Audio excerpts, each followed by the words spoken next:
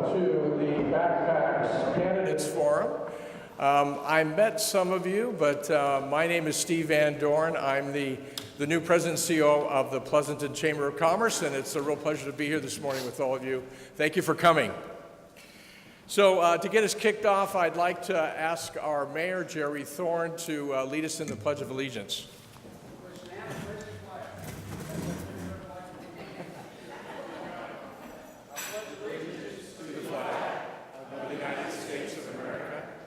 To the republic, for which it stands, one nation, under God, indivisible, with liberty and justice for all. Thank you, Mayor. So to put on an event like this, you can imagine, takes a team effort. I want to thank my staff that are here, Susie, Kate, and Dawn. Thank you for putting all this together, very much appreciated. And then we have two great sponsors here helping us out, Amos Productions, that allow us to hear what we say. And then we also have Roberta Gonzales Productions. Thank you, Roberta. She's standing in the back. We appreciate you videotaping this event. So we'll be posting this on social media as well as our website and other channels once we get everything put together. So thank you both for being here. Now our focus at the Chamber is to be the catalyst for business growth, to be the convener for leaders and influencers, and to be a champion for stronger communities.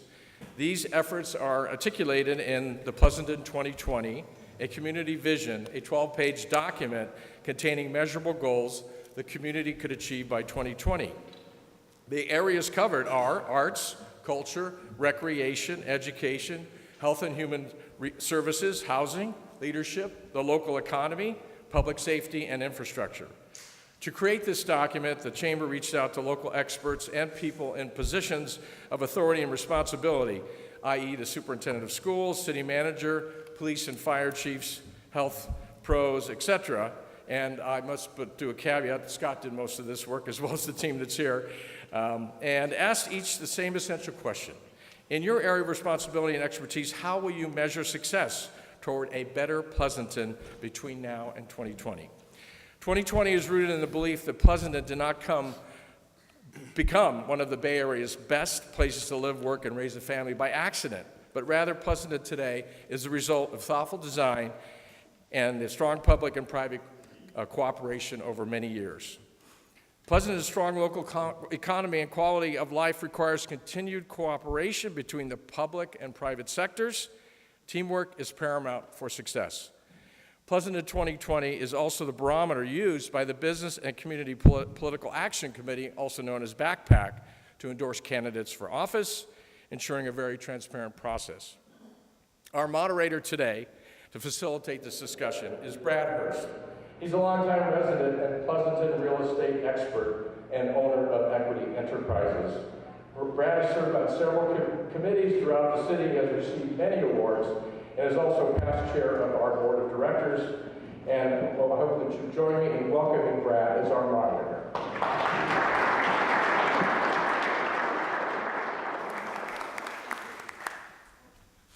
Thank you very much, and I'd like to welcome everybody. First of all, I'd like to thank the candidates for offering their services. And campaigns are not always fun, but they're meant to test you and bring out the best of you. You are sacrificing, and we appreciate it. You're sacrificing your time during the campaign and then while you're in office. Also, your families sacrifice, and we should acknowledge that. Are there any members of the candidates' families that are here? Would you stand up? Let's give her a round of applause. Yay, Liz. Okay. I'd like to call your attention to a recent publication, the Pleasanton Guide for Recreation and Library. As some of you know, the city has recently combined those two departments. This is a marvelous publication and an indication of the community we live. And Herb, they have a lot of new senior programs in here.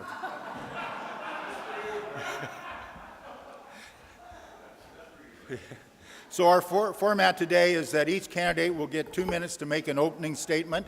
Their questions, they will have 1 minute to respond. Every candidate will not get the same question. Some of the questions are individualized, and then they'll have 2 minutes for closing remarks, and then we'll ask our Honorable Mayor Jerry Thorne to make a few closing remarks. On the counters, on the tables coming in, there are some small cards. If you have questions you'd like to ask, if we can get to them, prepare them, just hold them up, and Susie will pick them up. Our timer is Kate Dior, so candidates watch Kate. She has 3 cards, green, yellow, and red. If you live in Pleasanton, you know what a red card means. Okay, so let's get started. Our first question, we're going to start with Julie because she's the closest. And some of these questions they responded to yesterday at the backpack interviews. Hey, Brad. Just curious, will we have opening statements? Thank you. I'm so anxious to go. I know. You're very excited, Brad. Okay, thank you. First opening statement, Julie Testa. Okay, is this where it should be? Hello, I'm Julie Testa. I've lived in Pleasanton 30 years, raised my family here. I believe we have a responsibility to protect and maintain what we value in our community for those who come next. Pleasanton is a wonderful community that's a result of an engaged citizenship. We take pride in Pleasanton's quality of life, our community connection, good schools, small town quality. Our community came together to protect our Pleasanton Ridge from development, to preserve a large part of the Brunel property for community amenities. We have controlled the special interests of development to minimize the burden on our roads, water, and school overcrowding. But the threat to our community has never been greater. Special interest thinks communities like ours have done too good of a job. They want the state to take away our local control. Some state legislators are working with special interests to pass laws that will mute citizen voices regarding where and how much housing can be built in our community. These high-density housing laws will mandate large quantities of high-density 5 to 10-story buildings without additional funding for infrastructure to offset the impacts. I want our children, teachers, and first responders to be able to afford housing in Pleasanton, but these high-density requirements will not accomplish that goal. It will build 80 to 90% high-end market rate housing with only 10 to 20% very low-income affordable units. I support low-income affordable, which is intended for our vulnerable populations, but it's not the needed affordable workforce housing. This legislation is supported by the building industry and co-sponsored by Silicon Valley Big Tech to enhance their needs and profits. I stand for residents, not special interest. The people of Pleasanton deserve a choice for strong representation.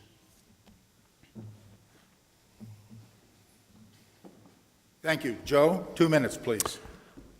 Good morning. How's everybody doing? First thing I want to do is I want to recognize my fellow candidates for stepping up.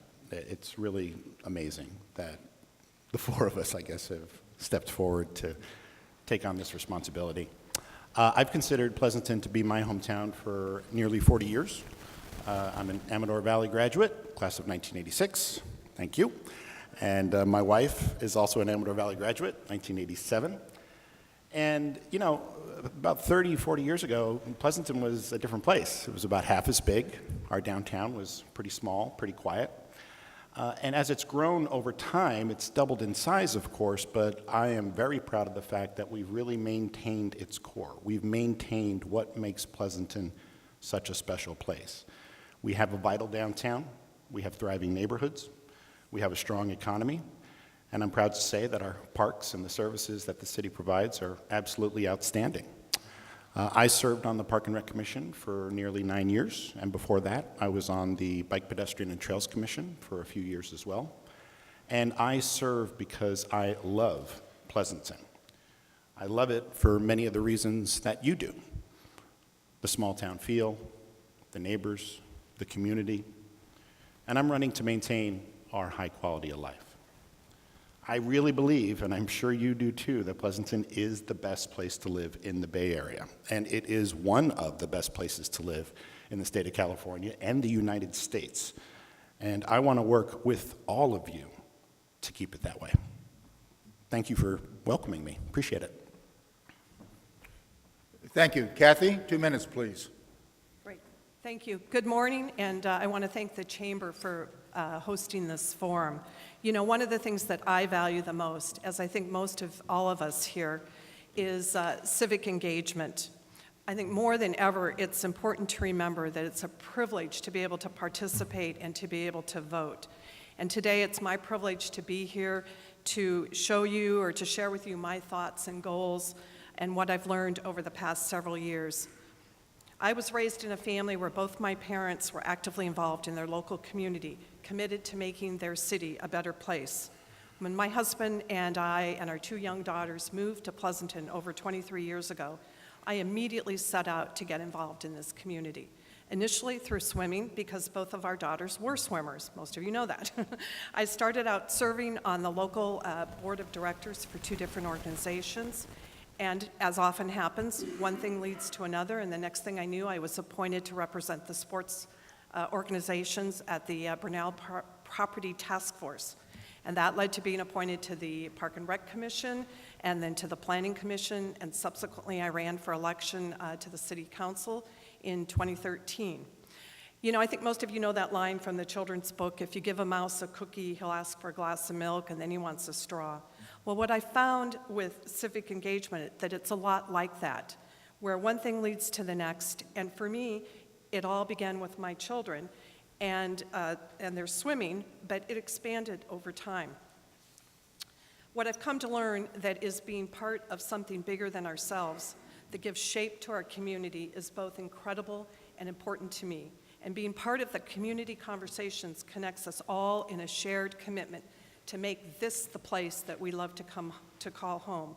I'm honored to serve on the City Council, to meet new people, to listen to what matters, and provide a balanced perspective that makes Pleasanton great. Thank you.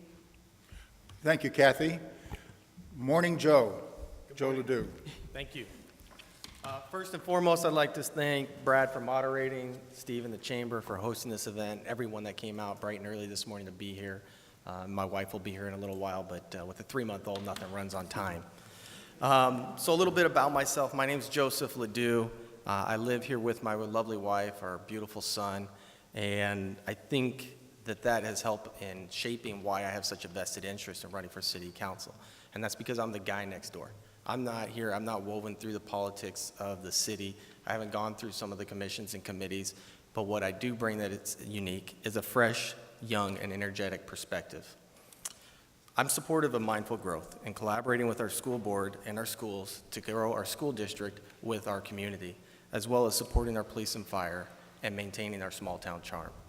A little bit more about myself is that I'm a 12-year police veteran, and one of the things that I've taken away from that in the recent years is learning how we in law enforcement can evolve in becoming transparent and accountable to our actions, or at least more accountable to our actions. And I think some of those core values can be brought forward in running for City Council.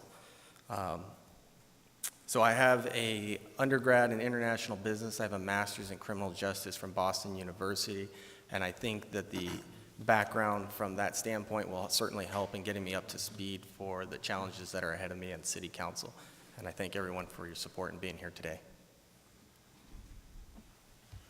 Okay, thank you. First question is going to go right back to Joe. You did such a nice job there. Can we make sure we're talking about this Joe? The morning Joe. How about Joseph? Sure, yes. Is Joseph You're going to be okay? Joe S., he's going to be the morning Joe. Okay. Okay, the Pleasanton Chamber of Commerce has created Vision 2020, which is a cornerstone of the Chamber's efforts to ensure a strong local community. Are there any facets of Pleasanton 2020 that you do not support, and why? Yes, so we discussed this briefly yesterday, and in the vision and the overall support behind Chamber that I have, further understanding that I need to develop is the reuse of reclaimed water and using that for drinking or potable water.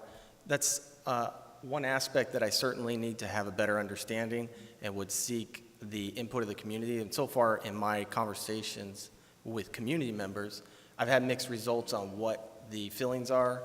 It seems, again, going back to the transparency and the kind of accountability, is that I want to know a little bit more, and I think that the residents here should be entitled to having a little better understanding of that so that we can make an informed decision whether that's a a viable option going forward.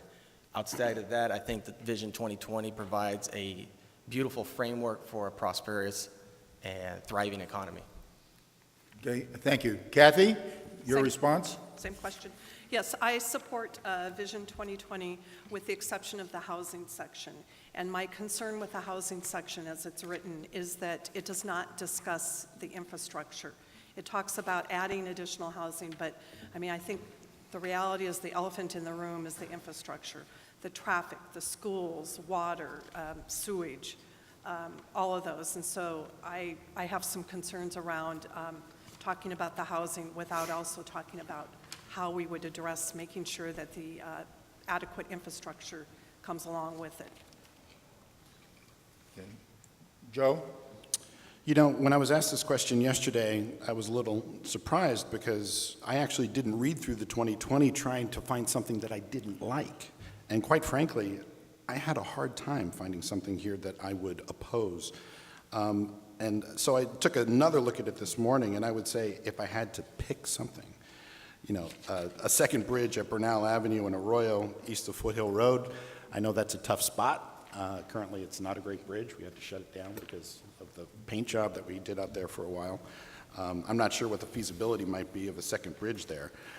But in all honesty, you know, I think the Vision 2020 plan is really smart. And I mentioned this yesterday as well. The key phrase for me in 2020 is that a strong local economy and extraordinary quality of life happen by design, not by accident. And what you've given us here, I think, is a strong design. So, Thank you. Julie? I think that it's a good document with a lot of good guidance in it. I think it's common sense. It would be hard to disagree with really anything in it. I do agree that we need a greater emphasis on infrastructure. We need to make sure, and one of the comments in the document was to achieve balance. And we're falling out of balance in some of our infrastructure. And in fact, when in 2017, when the city of Pleasanton did the community survey of Pleasanton voters top concern was that growth and its effects, such as traffic, are their top concern. We're falling behind on our schools. All of our schools are overcrowded. And so I think that it would really behoove us all to work together and put a stronger emphasis on infrastructure. Okay, thank you. Julie, we're going to go back the other way, and you get this question first. Do you support the Costco and 2 hotel development project on Johnson Drive? And do you believe that an EIR redo is needed? You know, do I support I love Costco. Who doesn't? I shop Costco. I've got my Costco card. But again, I don't think that the community issue was Costco. It should never have been. It was certainly it wasn't worded as Costco. And it was a question of the size of the businesses that would be allowed there. And do I support it? I think that while the measure was perhaps confusing, I think there was still a strong vote that the community supports it. So I support it. Do I think that we should I don't think that we lose anything, and I think absolutely it's to the community's benefit to do all environmental impact reports, do them thoroughly, assure the community that we've done everything right. So, Thank you. thank you. Joe? yes, I voted for it, along with about 2/3 of Pleasanton voters. There's a lot of support in the community for it. I voted for it because I believe we should be keeping our tax dollars right here in Pleasanton. I'm a Costco member. I don't like going to Livermore and giving my tax dollars to Livermore. I believe that also, I'm not a fan, quite frankly, of lawsuits that seem to be intended to block the will of the voters. But that lawsuit did prompt the city to take a second look at the environmental impact. And from what I've seen there, it's actually a good thing to take another look at it. I believe that eventually the environmental impact report will come back, and then we are going to move forward with the construction of a Costco and that entire economic development zone there. And when that starts, this will have been one of the most heavily vetted and debated projects probably in the history of Pleasanton, and I think that's a good thing. That means everybody got their voice heard and the project was properly vetted. Okay, thank you. Kathy? Yes, thank you. Well, obviously, I support the Johnson Economic Development Zone, creation. I voted for it. I voted consistently all the way for it. Costco was part of that. I support Costco. It's interesting, when we were doing the MM initiative, women in particular with kids at home were describing the Costco as an amenity, and I said, what? And basically they view it as a time. Instead of driving all the way out to Livermore or up to San Ramon, they believe that they'll be able to drop their kids at the sports park, run to Costco, and come back. And they also get the idea that they'll be keeping their tax dollars here in the community, which they also like. In terms of the EIR, I can't say a whole lot because obviously we're under litigation, but just know, I mean, this is part of our strategy, our legal strategy, and I'll leave it at that. Thank you. Joe? Yes, so I supported along with the overwhelming majority of the citizens of Pleasanton, and as well as both hotels and the properties and how it's been zoned. As for the EIR, while I don't support the aspect of trying to block a plan that you don't agree with legal litigation, I understand the implications of where the readings were taken from. I understand the reasoning and rationale for it. However, again, from being kind of a transparent and accountable standpoint, if you want universal readings, then we go ahead and we take that from that same property and that site. While I expect that the implications will be minimal, especially next to the intersection of two major freeways, for the purpose of giving it the same vetting process as we would and expect on any other major development, I think that it's fine. I don't see it as serving the purpose that it was necessarily intended and filed for. Okay. We'll just take a moment to remind everybody that there are some small cards available. If you have questions you'd like to submit, fill it out, Susie, and hold it up. Susie will pick it up, and we'll try to get to them. Okay, next question. Joe, recently the city staff suggested new and higher city development impact fees. That staff study did not consider the higher city fees in total with the fees charged outside the city, such as Zone 7 and DSRSD. Do you think any consideration of higher city impact fees should include information on all fees, including the outside agencies? I'm going to assume you're asking that to Original Joe. Morning, Joe. Morning, Joe. Okay. That's you. Oh, I'm sorry, that's going back to me. Yes, I knew this is going to be weird. Okay. Yes, so back to the higher impact fees. Absolutely. I think in any decisions that we're making here at the city level, we should certainly be mindful of all the surrounding agencies and the impact of that. So a collaborative effort and ensuring that we look at both Zone 7 and any of these external factors, absolutely. And we should be mindful from our consumer of what they're seeing. So if it's not taken into consideration or we're neglecting to look at that, no, absolutely, we should be reviewing that and taking that into consideration. And furthermore, going forward, I would certainly think that we should be collaborating with Zone 7 and the other stakeholders so that we can ensure that it's reasonably applied to everyone and certainly our customers. Okay, thank you. Kathy? Yes, so thank you. I mean, yes, we need to consider our outside fees, but I think we have to be realistic with Zone 7 fees. We don't control them. The only way we can impact them really is through collaboration with the Zone 7 district and also through our elected representatives on the board. Keep in mind that all those outside fees we don't control are going to be the same across all the cities. Where I do think we need to look at our fees, we have not raised the impact fees in this city since 1998. Think about that, that's 20 years. So, I think it's time, but I also think when we evaluate them, which we'll be doing next week actually, we need to make sure that we're competitive within our neighbors here so that we don't increase the costs of things any more than what people would pay in Livermore, Dublin, and surrounding cities. Thank you. Okay, thank you. Joseph String. Thank you, Bradley. Okay. Yes, the answer to the question is, I do believe it makes sense to take a holistic approach to fees. We do need to certainly consider the full array of fees that our businesses are facing when we are evaluating our own fees. When we are going through these deliberations, we just need to be mindful of that. Kathy, of course, is correct. We certainly can't, influence the fees that our neighboring jurisdictions may be charging our businesses, but they do need to be taken into account when we are evaluating our own. Okay, thank you. Julie? Absolutely. In fact, our local representative, Senator Glazier, just wrote a bill that would require all communities to have a full database that would show all of the local fees on development.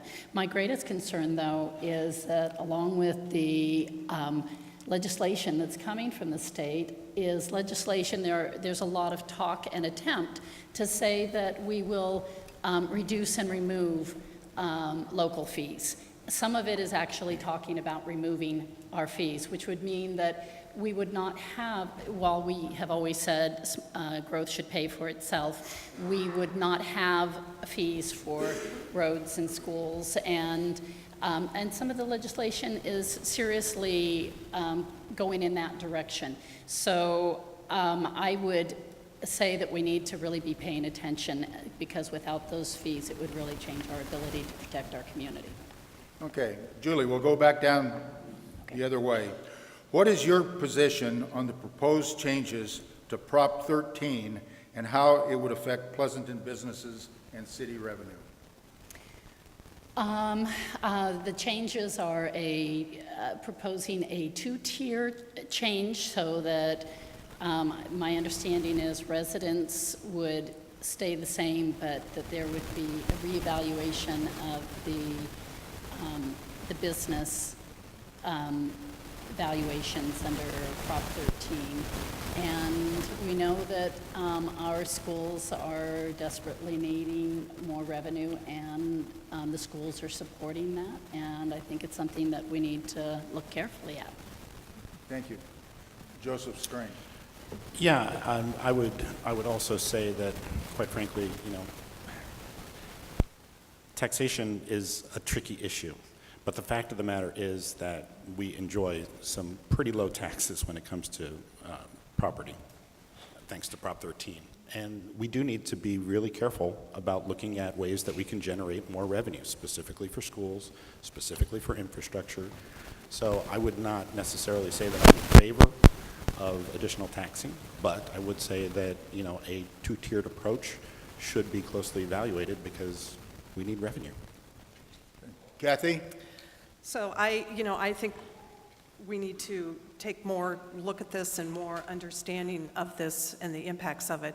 What's been happening is with the Prop 13, if you look at your tax bill, we're getting more and more bonds and parcel taxes and special assessments and everything.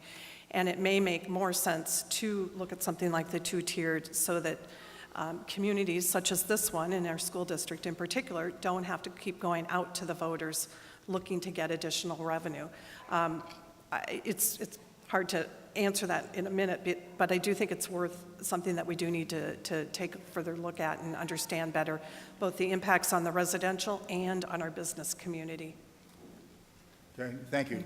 Joe? Thank you. Sounds like Morning, my son. Joe. Good morning. I think my son wants to chime in on this one back there too. So while we look at taxation, I certainly am very cautious about just blanketly saying, yes, let's increase taxes on anybody. That includes business or residents. I haven't gotten a pulse from enough people to sit there and take a stance myself, and that's not my role. Certainly my role is to represent the residents, also the businesses. I would advocate for a kind of open session that would be a town hall where people could come and let us know how they feel about it, and certainly then get a better pulse on how the residents see that. I certainly see the advantages, but we could also see the advantages of raising taxes across the board and getting everything we want. That's certainly not going to be in line with what the community wants. So I'm sorry that sounds like a very political answer where I'm not going to take a huge stance. I want to get a pulse on what both the residents and the businesses feel. Because I'd be willing to bet that there's a lot of businesses that support doing it, but I want to hear it from them first before I take that stance. Okay, thank you. Next question, this right back to you, Joe. I got it this time. Do you think downtown parking is sufficient? If not, what changes would you propose, first of all, in the short term, say the next couple of years, and then in the long term? Sure. So downtown parking, first and foremost, I think it's awesome if we can't find spots because that means people want to be here. That means that the businesses are busy and that downtown is thriving. So that's a plus.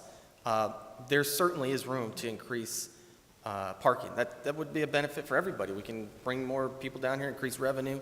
It's a win. And the downtown specific plan on the southern end is a allocation for 80 plus 82, I believe it is, parking spaces. That's a victory. I certainly think in the short term we could look at that.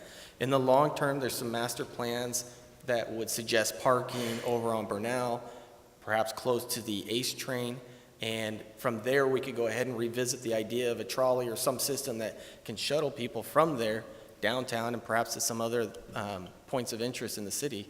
And so as a long term, I think that that's a viable solution. Okay. Kathy? So you may or may not be aware of it, but we have money and are currently in design to redo the southern end of the railroad corridor, and the net result of that will be creating an additional 80 parking spaces. So it's going to look something like behind the Firehouse Arts Theater. So that's 80 spaces, I think, is a real good start. We also are looking at possibility of maybe adding some parking on the First Street towards the northern end. So there's a couple immediate good solutions. The signage that we've done, the wayfaring signage with the ubiquitous blue P, I think has been a big help to directing people to where the parking is. Long term, we're looking at putting a parking garage, the possibility of putting a parking garage on that piece of land we just bought across from the library, which could be, we could have a autonomous shuttle up and down Main Street and Peters. And then also a consideration of a parking garage behind Blue Agave and possibly the B of A building. Thank you. Joseph String. Yeah, actually, a fair amount of this has already been covered. Do I feel that downtown parking at the moment is sufficient? No. I do want to see us propose some new parking, preferably near where the ACE and where the ACE lot currently is, actually on this side, the plot of land that Kathy just referred to. More importantly, I do believe that we should be working to bring more people to that end of town, and I think a parking structure will actually help that part of downtown become a little bit more vital, a little bit more pedestrian friendly. I agree. I think the signage has actually been super helpful in directing folks. People still don't know that there are parking spaces behind the firehouse. So I would say that some of the things that we're already doing are working to mitigate that problem, and some of the long-term solutions that are being developed, I'm in favor of them.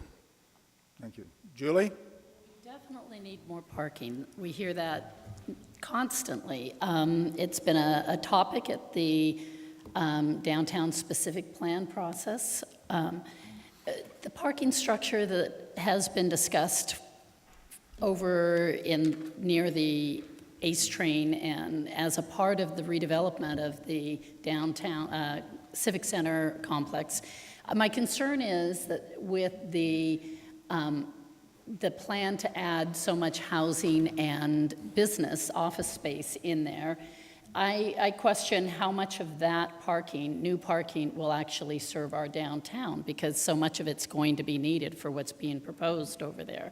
So I think we haven't discussed enough different options. I think we need to really look at more that will give us parking more in the center of town and the other side of town as well. So we definitely have a lot of work to do on that one. Okay, thank you. About 3 years ago, the City Council deleted the East Side study after a multi-year task force assignment. Do you think the East Side should be brought back into the city priority list, and what is your vision for the East Side?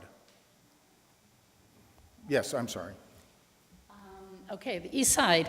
Well, I think it's a good thing that we have that property sitting there. When we're looking at the future for state mandates, it's incredibly uncertain. And it's nice to have that resource in reserve. I don't think we should rush forward until we understand what is in our future. I think that we need to keep that as a resource. There's a lot of possibilities. While it wasn't identified as a arena location in the past, it's entirely possible we won't have a choice.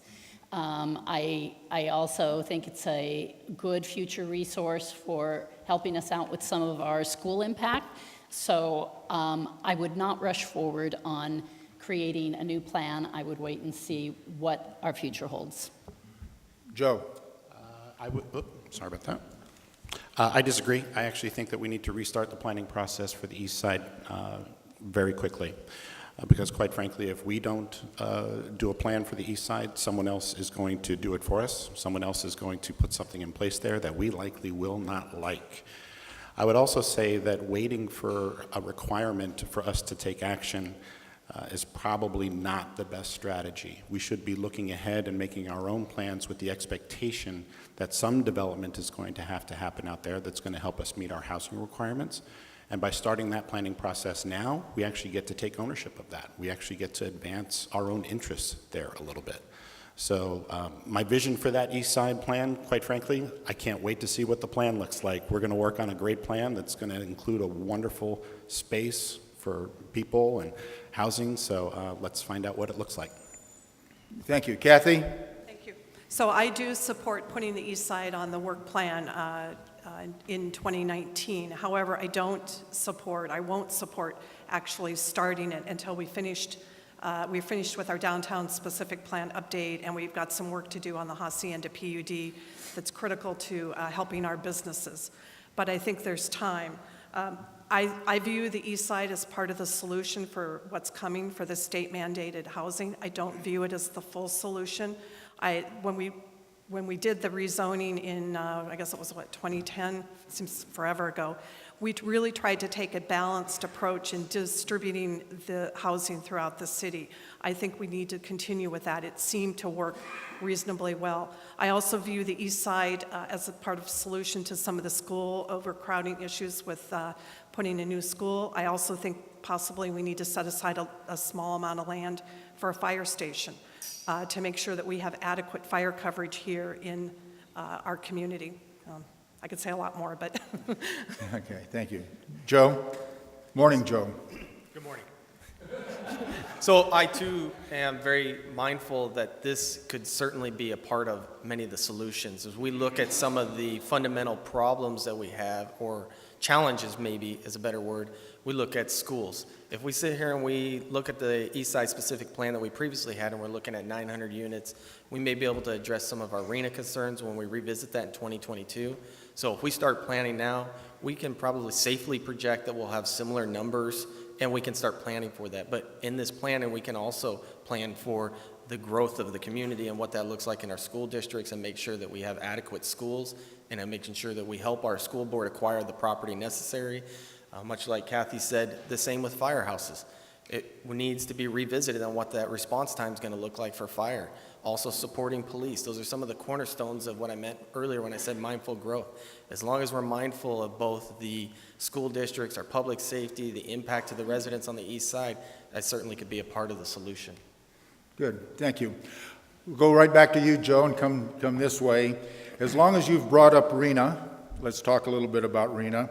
What is your position and understanding on the city's position in the RENA requirements and how those can be met? And I would just add to that, in the housing cap lawsuit, which was settled a few years ago, and the city rezoned 72 acres to high density, 33 acres of that remain undeveloped. Joseph. Yes, so I understand that the city went through a stance where the community said we don't want development, and that came back and that haunted us with the lawsuit and the revocation of our ability to grant permits. And so now that's not an option, and the state's going to sit there and mandate that we do certain things. Going forward, well, no, let me back up. I understand we also have 2 properties that haven't been developed that were part of the RENA thing. So we've acquired, or we've rezoned what we needed to. Going forward now is the time for us to get behind where we're going to plan that. Because otherwise, we're going to sit there and we're going to be pulling the trigger real quick trying to find land, and trying to fight this battle. If we sit here and we address this issue now, and certainly as we look at some of the projects like perhaps the east side, we can anticipate and plan and make it beneficial for our community versus sitting there trying to churn over or rezone land in a kind of a, quick, rapid moment where we don't sit there and necessarily get to plan for the allocation of traffic movement and some of the other things that we need to be mindful. Okay, thank you. Kathy? Sure, thank you. So, I think most people are aware that we are currently in compliance with our housing element for the current RHNA cycle. We do have 5 or 6 properties out there that have been zoned and not built on. The city doesn't build, we only provide the zoning, and I think that's the way it should be. That said, going forward, one of the items I would like to see put on the work plan for 2019 is a work item to really tighten up our design guidelines so that when it comes time to build or for people to build, it's very clear what we want, and we do as best we can to make sure that whatever gets built really looks like this community. I think we're all a little bit frustrated having our local control taken away from us, and this is a way to at least try to keep it to look like Pleasanton as much as we can. And going forward, I do think that we need to, in an orderly way, figure out how we're going to zone and where we're going to zone when the next RHNA cycle comes. And as I said, I think the east side is going to be a part of that solution. Thank you. Joe? Yeah, I will say that I'm looking at the RHNA numbers right now, and I know that we are currently in compliance with the requirements that are mandated. I do think we need to start being more proactive in advance of the new RHNA numbers, which I believe are going to start to be issued in 2022. The concern I have, and of course, we can only zone for land, we don't build, but the concern that I have is that the state will eventually start saying that, planning and zoning is not enough. What are you doing to actually build? And I think whatever we can do to try to improve that cycle a little bit and make sure that developers are actually able to deliver the housing that we need is going to be very important. I also think that when we start looking at these requirements, I do want to make sure that they fit our community. And I think if you look at what's happening perhaps out in, near the BART station, at the Dublin Pleasanton BART station, there's a pretty good example of some multi-unit housing that's working really well for Pleasanton, and it's also serving the community by being next to a transit-oriented location. Thank you. Julie? Again, I think that we need to prepare for what the future holds. We've currently met our RHNA requirement through 2022. I think we need to reserve our resources in anticipation of the next RHNA allocation. I absolutely support slowing down and being as cautious as we can until we know what that new RHNA mandate is. Thank you. We have 2 questions from the audience that deal with this issue, so I'll read one of them and we'll start with Julie. This is from the audience. What is your plan to deal with the state's overreach in housing, BART, condos, etc.? Well, I think we need to be working with our legislators. Fortunately, our Assemblywoman Catherine Baker and our Senator Steve Glazier are very strong in support for local control. But the state overreach is so much bigger than the Tri-Valley, and so we need strong leadership that works collaboratively statewide to push back on the legislation. The potential coming from that legislation, it's called Transit Rich, which I want our community to understand. It's not just high density by the BART stations. It's half a mile around our ACE train. And the one that we've recently defeated, but is absolutely certain to come back, takes the transit line through our number 10 bus line, which goes through the center of town and pretty much wraps around Pleasanton, which could leave us vulnerable to 5 to 10-story buildings all along that bus route. I believe you're talking specifically about AB 2923, which is a bill that's been proposed that essentially lets BART develop some property on its current parking lots. I am grateful that our local representatives have come out strongly opposed to this. I'm also grateful that our local BART director is opposed to it as well. Quite frankly, I'm strongly opposed to it. BART is a transit agency. They're not a real estate developer.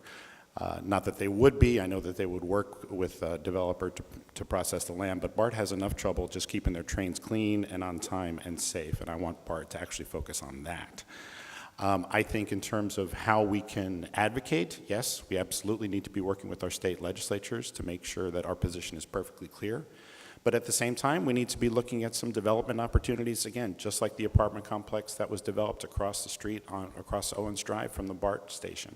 I think that's a great example of how we can say we know what's right for our community. We need to own this process. Kathy? Thank you.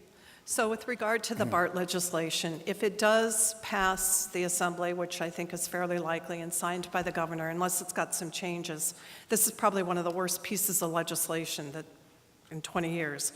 I certainly would, I would certainly ask the question, what's the legality of an agency controlling our housing, dictating housing in our community with no input from us, yet we have to supply services such as police, fire, schools, et cetera. And does it make sense for cities affected by this to actually sue and challenge the constitutionality of this piece of legislation? I think that's a question that needs to be asked. We have to continue to work collaboratively with our legislators. I'm actually very proud to say that I am endorsed both by Catherine Baker and Steve Glazier. They know I will work collaboratively and help them help us in representing what the needs of this community are. Thank you. Thank you. Joe? So I certainly believe in, much like Kathy said, that we collaborate with both Steve Glacier and Catherine Baker to challenge some of this overreach, and also that it needs to be revisited in our housing density, because this is a regional issue, and certainly as we see in this metropolis here, the density is intense, while we have surrounding agencies that aren't that far away, that perhaps if we work on expansions or extensions of BART or other methods of transit, besides the freeway, we can capitalize on a lot of available land with nearby cities that have housing densities that are much less dense than ours, and we're addressing the regional issue. So I certainly think there's another and perhaps a better approach to it, and cities like us are the ones that are feeling the ramifications of the state's mandated and overreaching laws that are impacting our residents. And so I think, the collaboration with Steve and Catherine to challenge that and look elsewhere for a regional solution is certainly a viable option. Okay, thank you. Now we're going to ask each of you an individualized question. We'll start with Morning Joe. Property crimes seem to be increasing in Pleasanton. Drawing upon your experience as a police officer, do you have recommendations on methods to minimize and hopefully reduce such crime? Yes. So first, I love the fact that I've gone and I've talked to a lot of community members, and I can sit there and I can say, look, property crime's up regionally, so that's not unique to us. But people have come back and had really good feedback and said, yeah, that's fine. It doesn't need to happen here. And they're right. So certainly a collaboration with BART. We have two BART train stops, train stations here, and we've seen there's been an uptick in auto burglaries. Recently there was an armed robbery just the other day at the West Dublin BART, and so the collaboration with BART to address that, and I think BART's got a few problems on their hands right now, so certainly they have other priorities, but we need to collaborate. And right now the city council doesn't have that nexus with BART and BART PD that we could establish, and so there's certainly that aspect. Secondly, I think my unique perspective to come to city council and make sure that we work with Chief Spiller to go ahead and afford him the resources necessary, and if we need to get creative on technology and other aspects, then absolutely, I'm 100% for that. All right, thank you. Kathy, this is a two-part question. Name Do the I get top 2 two minutes? issues in voters' minds this election season, and name the top 2 issues in your mind. What was the first part again, please? First, name the top 2 issues in voters' minds this election, and then the top 2 issues in your mind, which may or may not be the same. Well, I think, in clearly 2 of the issues on the voters' mind are the traffic and, some concern about the schools, which relates to the infrastructure, but the schools with the overcrowding and how we're going to deal with them, and is the city collaborating with the district in helping to be part of the solution. For me, the two issues, absolutely, schools are a concern. The two reasons people generally move here are for the schools and because they feel safe. So we need, as a city council, to do whatever we can to help the school districts be as good as they can be, which includes the capacity issues. The other issue is, I think, the safety and making sure that we're safe. We have approved and added 2 additional officers to the police force. We have created a BART, or a police substation, at the West Pleasanton BART station, which will be shared in conjunction with BART Police to begin to address some of these things. And I'm out of time. I could say a lot more. Joe, your question is, your candidate statement refers to protecting our ridges and open spaces and, quote, making sure new development plans are given the highest level of scrutiny, unquote. Are you suggesting that such plans in your 12 years of service did not receive sufficient scrutiny? What do you propose to increase that scrutiny? That's a great question, because I actually am not implying that. I think when you look at some of the developments that I saw on Park and Rec, specifically things like Lund Ranch, which was, going to leave many, many open acres of space, I was in support of that. We recently heard about a development which is just outside the city limits, Spatorno Ranch, and that has 2 things that I really thought were smart. First was the fact that the land was originally planned for about 100 homes. Then a developer came in with a proposal for about 75 homes, and now the current plan is for 40 homes. And not only is that a smaller development, but it also includes a large open space as well. So I think those are a couple of examples of how we've had some really smart, thoughtful, planful planning, and I would support that. Okay, thank you. Julie, your candidate statement says, quote, you will protect our small town character by supporting smart and slow growth policies, unquote. What does that mean, and how does your statement help address the Bay Area housing crisis? I have something specific here that I would like to find. Smart and slow growth. Well, slow growth is slow it down. Make sure that our infrastructure is in place before we put houses in. We haven't been doing a very good job of that. Our schools are way out of balance. We have way more students than we have capacity in our schools. Smart growth is looking at the growth that we are required, our RENA mandates, and looking at where they can best be placed, where they will have the least impact on our communities, and making sure that we are collecting the fees to address the infrastructure needs. So, and how does the housing balance? I think we have a responsibility to our community to keep our community in balance, and infrastructure balanced with our housing development is, I think, should be our top priority. Thank you. Okay, we'll start. Everybody gets the same question again. We'll start with you, Julie. Can we answer some of the other questions that you asked others? No? Sure. I just want one point, real quick. When I was surprised when the question was, what is the voters' top concerns? Because we have it in writing from the city of Pleasanton. In 2017, they specifically did a survey surveying Pleasanton voters. And the response is very clear and repeats throughout the 70-page conclusions. And that is top concerns center around the pace of growth, traffic, and cost of housing. So top issue for Pleasanton voters is excessive growth. So I just wanted to add that. Anybody else want to respond to that? Kathy, that was your question? That was mine. Okay, very good. Well, Okay, if Julie, I can, we're back to and not, I'm sorry, I don't mean to pile on here, but, Can't miss an opportunity, huh, Joe? well, I guess the point is that if a candidate is going to challenge another candidate, perhaps we should all sort of jump in on this. But listen, I think when you go door to door, and surveys are great, but when you go door to door and you start actually talking to residents, You know, they moved here for schools and for safety. I mean, that is the bottom line. And I think whatever we can do to make sure that we are partnering effectively with our schools and making sure that our roads and our communities are safe, we absolutely need to do that. We need to keep our eye on the ball for that. So that would be my only addition to that. Okay, thank you. As long as we're talking about roads, the Interstate 680 Stone Ridge interchange is sensitively located. With the completed workday headquarters, the possible and probable construction of Costco and 2 hotels on the east side of the interchange, do you believe the interchange and surface street improvements as envisioned in the Johnson Drive Economic Development Zone will be adequate to maintain a level of service C? If not, what would you do? Yes. Well, I think that that's why it's important that we are doing a review of the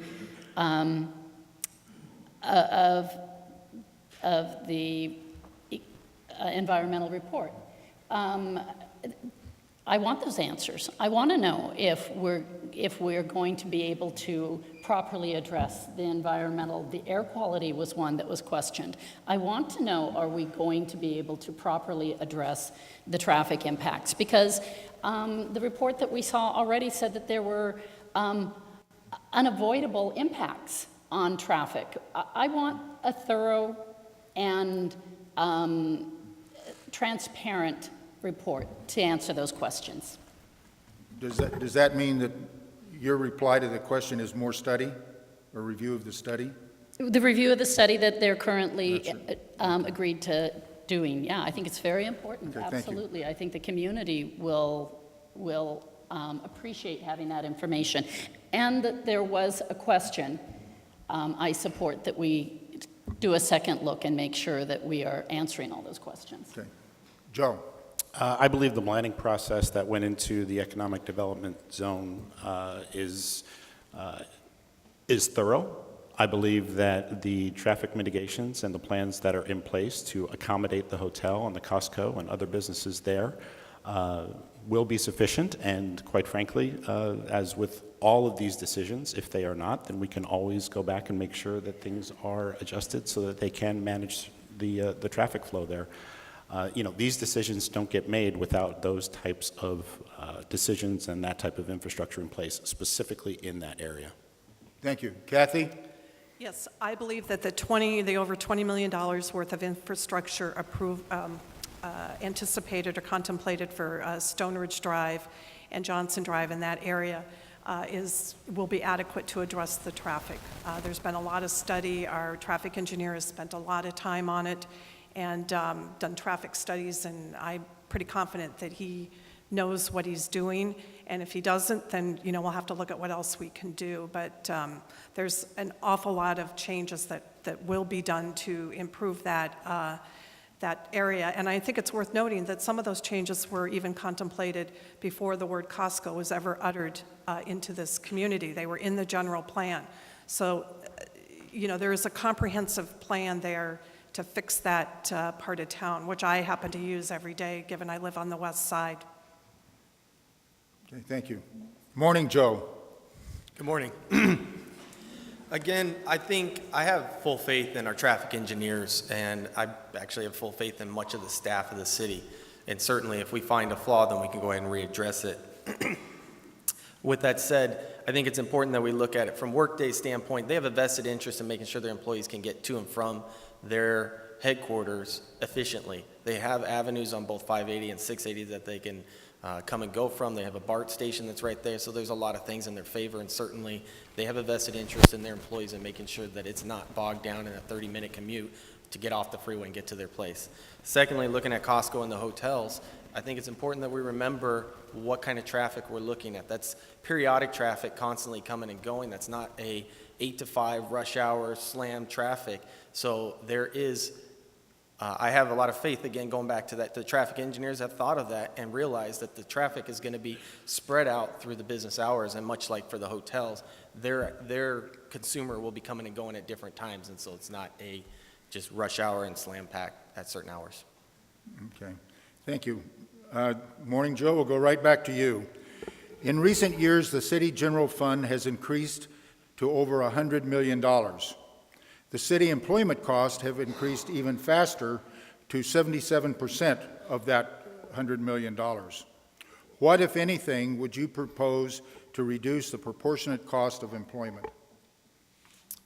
So that's a very interesting question. I had a conversation with Nelson regarding this, and one of the assets, and like I just mentioned with our traffic engineers, is that we need to make sure that we are hiring the best people so that we're not going back and redoing stuff that we're putting forward. And so to address the cost of employees, currently the city is projecting going forward cost of living increases and a growth of 0.75 permanent positions a year. And so if we're seeing this eat away at the general fund and it's taking away the ability for the city to fund other projects, then we need to reevaluate it and look at it. But I think it's going to be challenging to sit there and do that with the growth when we sit and look at perhaps an east side. If we bring in another firehouse, that's going to mean that we need to collaboratively with Livermore look at expanding our fire personnel. So it certainly needs to be a sit-down conversation. I think it's a little more complex than I can get done in 1 minute, but I would certainly be receptive to having that conversation with the city staff and council. Okay, thank you. Kathy, you get the $100 million question. Actually, I think it's about a $115 million question now. So I think, well, I don't have the numbers in front of me. I think a big reason why the percent of the employment costs are going up is simply because of the pensions. Our costs, our required payments and things are going up. They're mandated to us. We have to pay them.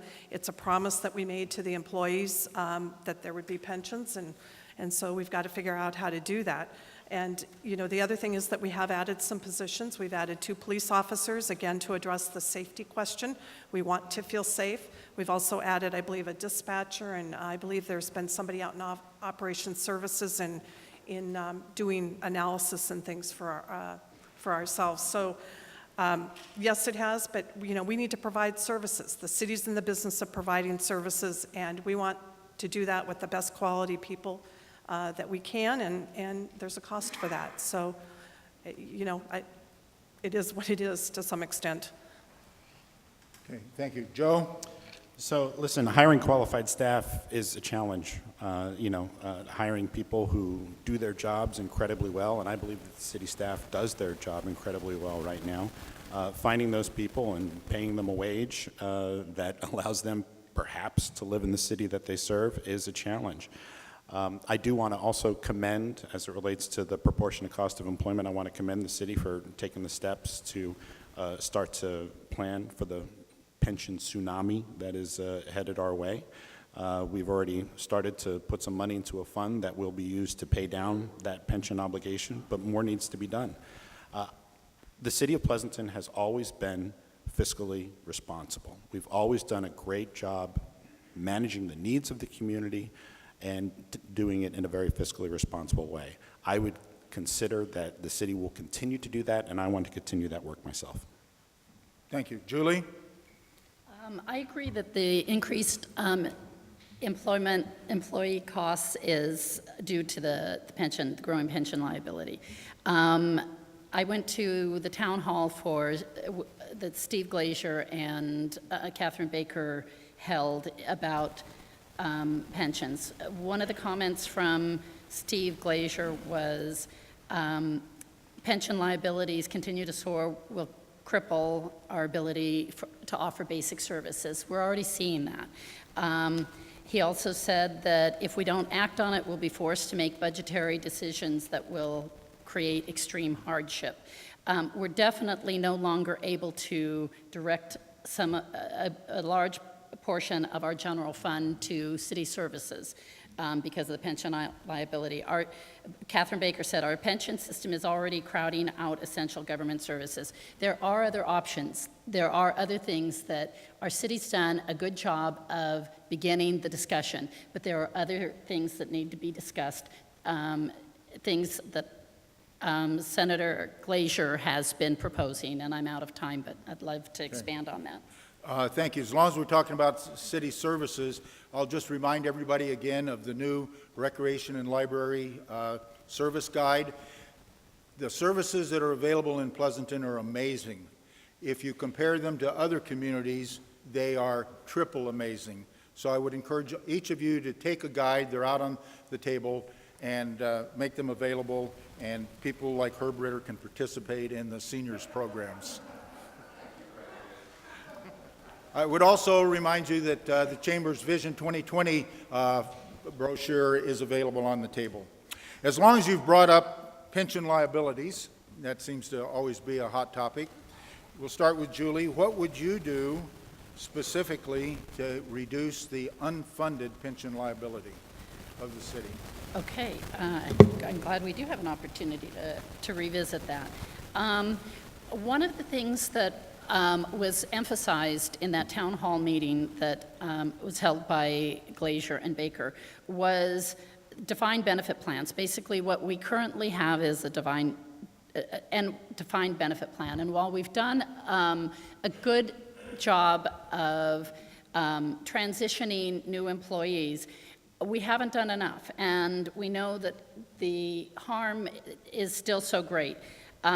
Glazier has proposed legislation that would, throughout the state, get municipalities to get away from the defined benefit plan.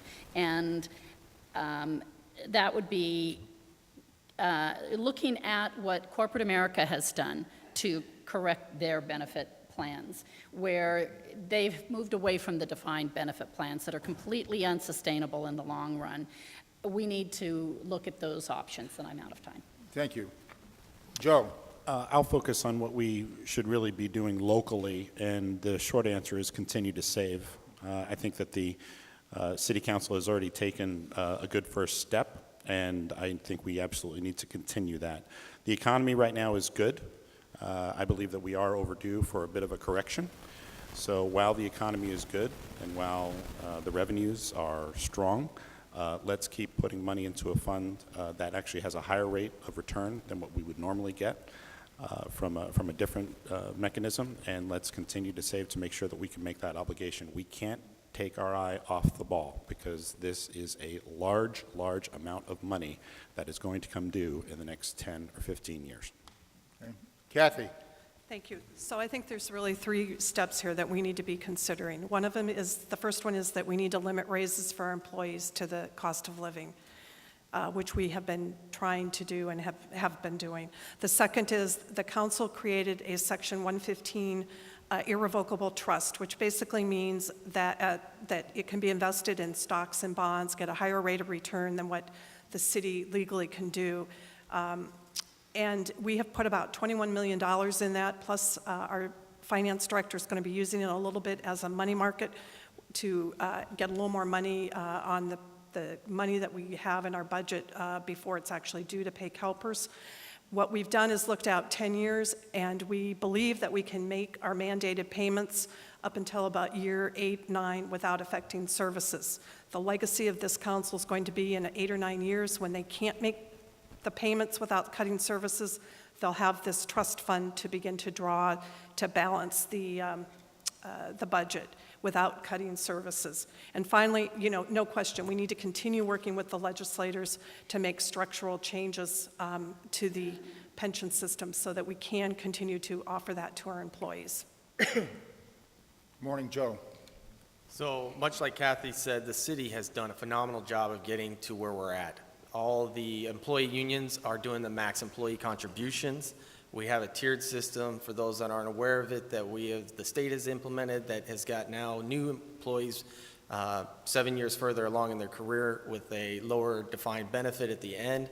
And so the ramifications of that is not going to be seen here in the first 10 and 15 years. It's once all the classic PERS employees start to retire out and this other new generation of PEPRA employees are coming through and contributing to that fund in long term. So as we see this large wave of liability coming our way and having a conversation with Nelson, as we forecast out past approximately 20 years, we'll start to see that taper off. And so if we project forward with our growth and the prosperity of the community, if we can sustain and get ourselves financially through this next couple of decades, we should see some relief from that, and the city has certainly taken steps to prepare for that fund that's coming up, or that lack of funding in year 10 through 20, and so I commend them for that.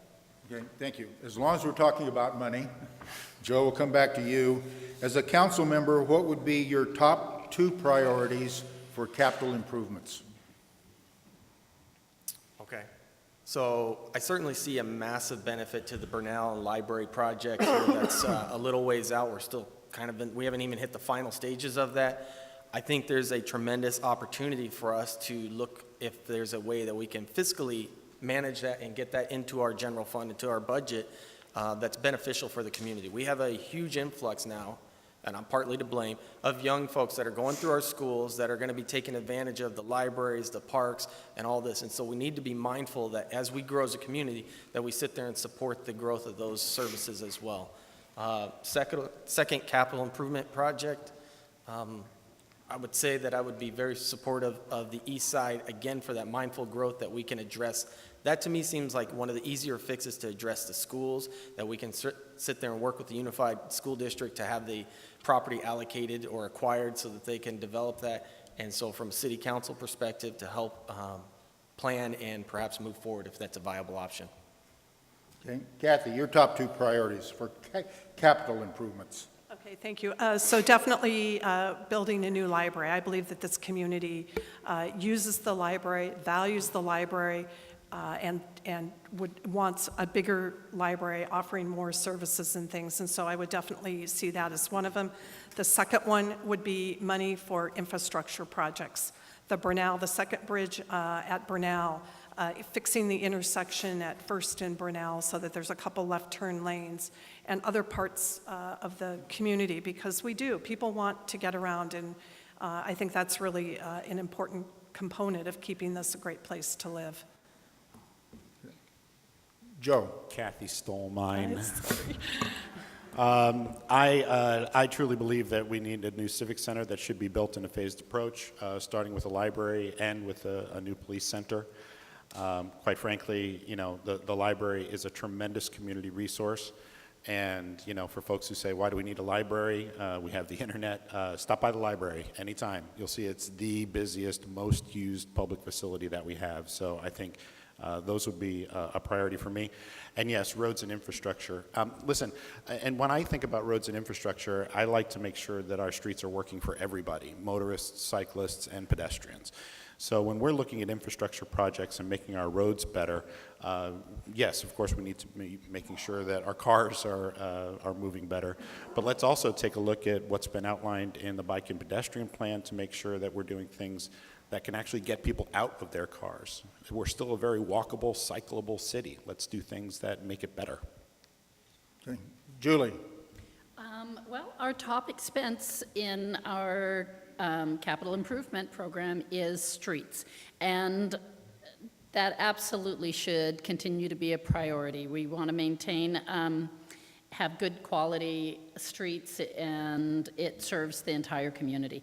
My other would be a community center / library. A lot of people do question why we need another library, and I think what we need more is a community center with an improved library component. So I would support those as the 2 top, streets and community center / library. Okay, thank you. On this next question, you get a 1-word answer, and then we'll give you an opportunity to explain your answer. This is, given the 1964 General Plan of Pleasanton, created by 100 citizens in 1964, had an interchange at Interstate 680 and West Las Positas. West Las Positas traversed the entire valley to Greenville Road in Livermore. As we know, and it had no interchange at Stone Ridge Drive.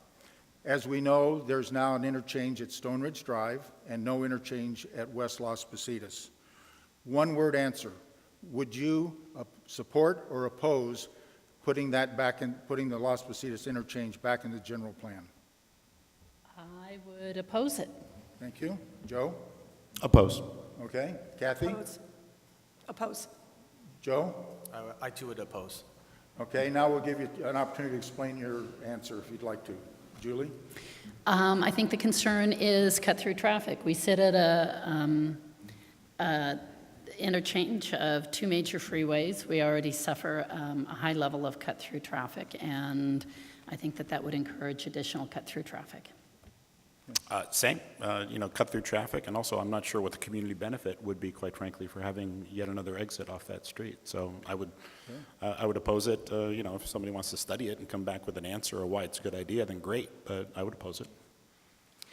So cut through, cut through traffic, definitely, but I think what's happened since 1964 is you have Foothill High School that's now got 2,400 students. You have Leidixon sitting there with about 600 and Donlin, and you have all these people coming over the freeway and stuff, and to add an interchange where people could use it that weren't connected with schools and things, I think would just be exasperate the situation. Frankly, I would worry about safety of the kids and stuff. And in full disclosure, I do live on the west side, and I see the traffic there at that interchange in the morning and the afternoon with people coming and going to get their kids to school.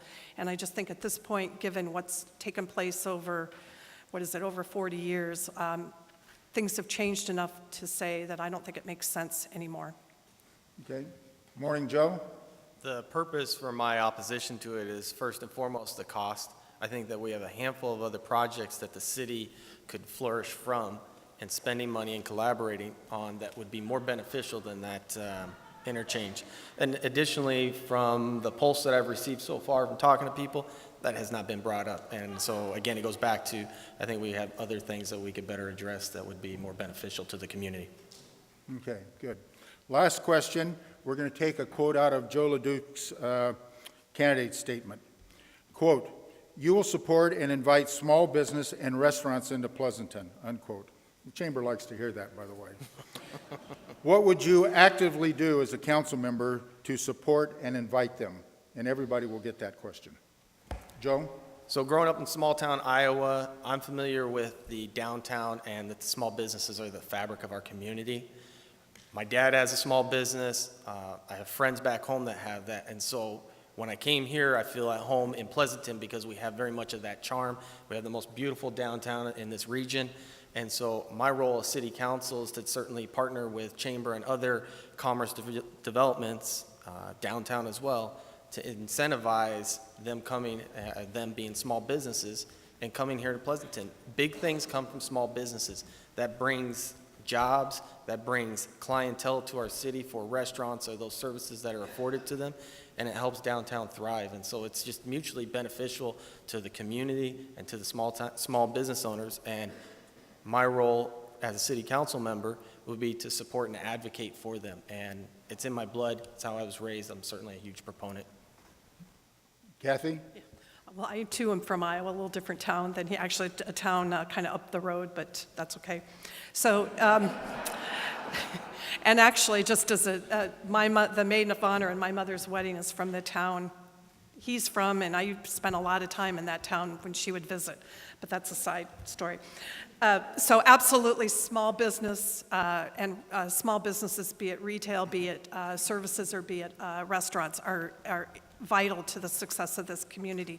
And in particular, our downtown. One of the reasons we like coming down here is because it's unique. It's not the chain. It's the, I hate to say it, but the mom and pop, I don't mean that derogatory, but it's the small business. The city has an economic development office where we outreach and we encourage people trying to come and be a part of this community. I do think that we need to do a better job with our small businesses and things and making it easier to come and get the door open. I'm out of town after my Iowa joke, but I absolutely, I think the city has a role in encouraging that and fostering an environment for them to come and be successful. Okay. Thank you. Joe? I am not from Iowa. That's your problem. Apparently, I didn't know that was a requirement. So, listen, yes, of course, the city should be doing more just to make the business environment downtown, a lot more inviting for restaurants and for shop owners. I'll take it a little bit further out of the context of the question and say that I think solving a little bit of the parking crunch that we have downtown will actually make this a more conducive environment for businesses. And I'll also say that what's happening right now with the downtown specific plan, with the introduction of a limited housing element not far from here, I think bringing people downtown, people want to live in a downtown area where they can walk to restaurants, where they can walk to shops. I believe that, when you introduce that element, it actually creates a better business environment and it creates a more vibrant downtown. So that would be my answer to that. Having attended every downtown-specific plan meeting in the last 18 months, I think so much of what has been discussed there, the improvements to Main Street, the cobbles, creating a friendlier, more charming downtown, I think those are enticements that will encourage businesses and restaurants to want to come to our downtown. I also think there was discussion of more rooftop restaurants, those kinds of where we create opportunities for exciting new restaurants and new businesses. So I think a big piece of it will evolve from the downtown specific plan. Okay, thank you. As we wrap up, I would like just last time to remind everybody that the Chamber's Vision 2020, a community vision, is available on the tables as you leave. And to wrap up, we'd like to ask our Honorable Mayor Jerry Thorne to make closing remarks. And can we all give Jerry a standing ovation and wishing the best in his personal life going forward?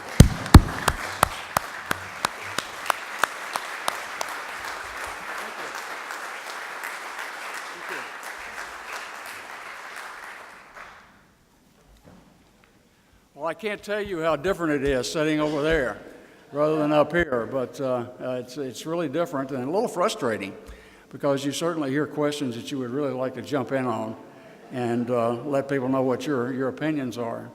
But I do think that through the questions and answers, the panel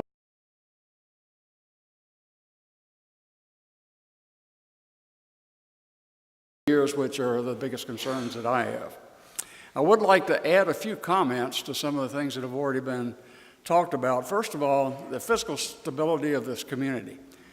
You wonder why in the world are you worried about that? Because we have $6 million excess dollars in our general funds, and we're always being able to put money aside back into the pension plan. Well, there are a few things that I don't think it came up that we need to keep an eye on. One is, if you look at the charts on where we get our revenues, the only thing that's going down is sales tax. Now, why is that? Well, there are a number of reasons for it. One is online sales, because we're seeing more and more people shopping online. There are some efforts through the legislature and actually through the federal government that we work with to make those tax dollars go back to the place where it was sold, rather than the place where it's distributed from. Of course, you're going to get a lot of pushback from people who have Amazon distribution centers and that kind of thing. But I think we do need to have a more fair sales tax distribution when it comes to online sales. Obviously, the other reason is that we have that big mall over in Livermore that does take business away from Pleasanton. So we have to keep our eye on sales tax and where it's going. I'm not supposed to talk about Costco, but one of the things that you might want to keep in mind is the impact that Costco would have on sales tax. And that's one of the reasons there is so much effort going in to make sure that goes in place. You've heard a lot about pension tsunamis from the panel here, and it is true that we've done a great deal with the trust and that kind of thing. But one thing that was not talked about that I'm a little disappointed I didn't hear from the panel is that there has been legislation proposed and defeated, and I think it will come back that will actually bring classic employees into PEPRA. I think that would be a big help to the situation we're in right now. So I'd just like to add that 2 cents worth into the conversation that you're having. The one big thing that I want to remind this panel of, when you get a job on the city council, it's a whole lot more than just attending 2 council meetings every month. Because I personally sit on 24 boards and commissions. I don't think anybody else on the council sits on that many. Some of them are by choice, and quite frankly, a few of them only meet about once a year. But it's still a lot of time that you have to spend away from the council chambers. So you're buying into something that is a lot more active than you may be planning on. So I would make sure and look into what that involves. And I'm very glad that I do that, because it has given me an opportunity to have an influence on one thing that's really happening right now that's very concerning. And you've already heard it mentioned by the panel, but I would like to emphasize it, is that the state of California is getting into the local government business. There's no question about it. They are doing land use control from Sacramento, and they're going to continue to do that. One of the confusing things that I heard during the discussion is that I think 2390 or 2923, that passed out of the assembly yesterday. So it will be going to the governor for signature. That is a horrible bill. I mean, it just makes absolutely no sense, and I can't figure out why that many people, I think it was 45, it was a big divide and people that voted for that thing. But it literally gives BART land use authority. And they're not in that business. BART didn't even support it. They didn't. They voted not to take a position on it. So it's a crazy bill, but those are the kinds of things we're seeing come out of the legislature now. And our council and your mayor and the citizens of this community have to get involved. You have to get involved in talking to the state legislature, and not just Glazer and not just Baker. They've been with us all the way. You've got to talk to the Scott Wieners of the world, who is an assembly member from San Francisco, and he thinks everybody ought to live in a condominium because he lives in one. And this guy that put the BART bill out there, and by the way, the bill that you were talking about earlier was actually from Scott Wiener, that would make you start building housing around bus routes and that sort of thing. That was a separate bill. That wasn't the BART bill. But that did not get out of the legislature this year, but it's coming back. And we're going to have to fight it again and again and again. So I would encourage everybody to please get involved and talk into the state legislature. Affordable housing, I think we beat that to death. The panel beat that one to death. When you talk about the east side, I would remind you of one thing that happened. Do you remember when there was a Home Depot proposed for the corner of Valley and Stanley? If we had allowed that to go forward, rather than holding that land for RENA, we would have a lot less traffic at better hours of the day, and it would have a lot less impact than all those departments over there. So be careful what you wish for in holding land like the east side for the RENA process, because you could get some very bad surprises from that. Because I sat on it for 3 years, the ABAG executive committee, and I can tell you that they know exactly where every piece of vacant land is when they start assigning those RENA numbers. So I think we should go back and plan that, and I think we should do it quickly. Traffic issues, one of the things that I'm very, very proud of is that back when I first started running for office, there was a mayor by the name of Ken Mercer. And Ken told me, he said, you know, one of the first things you have to do is that you have to get Highway 84 widened. Well, we're going to do it. It's going to be done. And Art Dow, the executive director of the Alameda County Transportation Commission, that I happen to sit on with the other two mayors in the Tri-Valley, and we're going to break ground on that within the next 2 years. Finally, it's been going on since 1970. So we need to get some of those things done. Also, the northbound fast track lanes on I-680 have begun construction.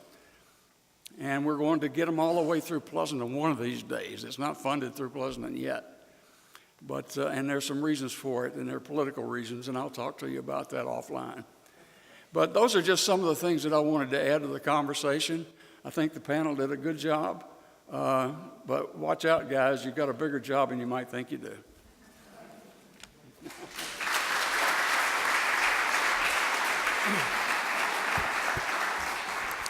Thank you, Mayor, for your leadership and for your service to this great city. Thank you, panelists, for being here. Very interesting discussion. I'd also like to especially give Brad a big round of applause for moderating this.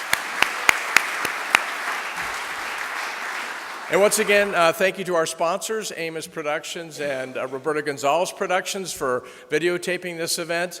Thank you all for being here. I can't echo the mayor's comments even more. AB 2923 is on the governor's desk, and if you have a feeling about that, please send him a letter or email him, because that's a terrible bill and really will impact this whole Tri-Valley negatively. So thank you all for coming, and I look forward to getting to know all of you much better in the future. Take care.